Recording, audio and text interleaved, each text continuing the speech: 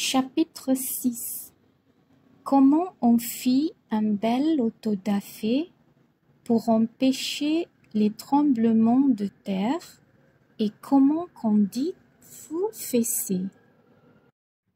Après le tremblement de terre qui avait détruit les 3/4 de Lisbonne, les sages du pays n'avaient pas trouvé un moyen plus efficace pour prévenir une ruine totale que de donner au peuple un bel autodafé. Il était décidé par l'université de Coimbra que le spectacle de quelques personnes brûlées à petit feu en grande cérémonie est un secret infaillible pour empêcher la terre de trembler.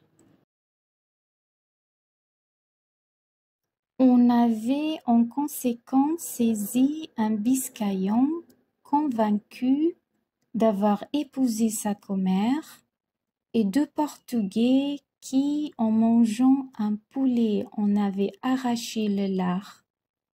On vint lier après le dîner le docteur Pangloss et son disciple Candide, l'un pour avoir parlé et l'autre pour l'avoir écouté avec un air d'approbation.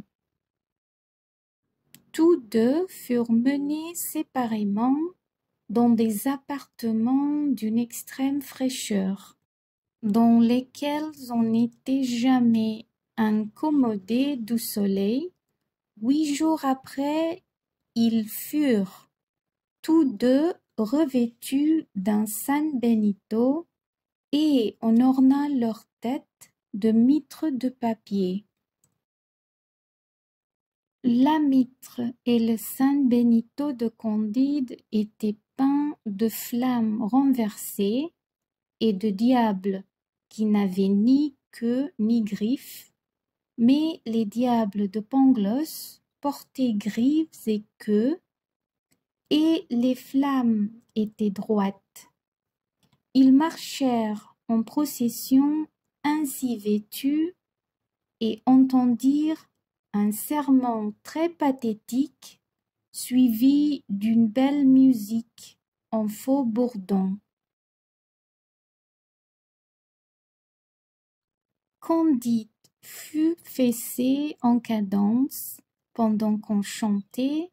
Le Biscayen et les 2 hommes qui n'avaient point voulu manger de lard furent brûlés, et Pangloss fut pendu, quoique ce ne soit pas la coutume. Le même jour, la terre trembla de nouveau avec un fracas épouvantable.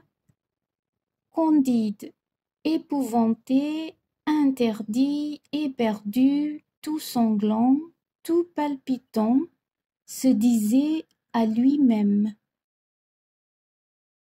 si c'est ici le meilleur des mondes possibles, que sont donc les autres? Passe encore, si je n'étais que fessé, je l'ai été chez les Bulgares, mais, ô mon cher Pangloss, le plus grand des philosophes, faut-il vous avoir vu pendre sans que je sache pourquoi?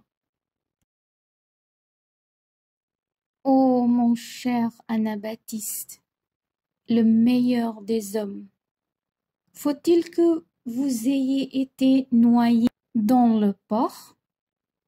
Ô mademoiselle Cunégonde, la perle des filles, faut-il qu'on vous ait fendu le ventre?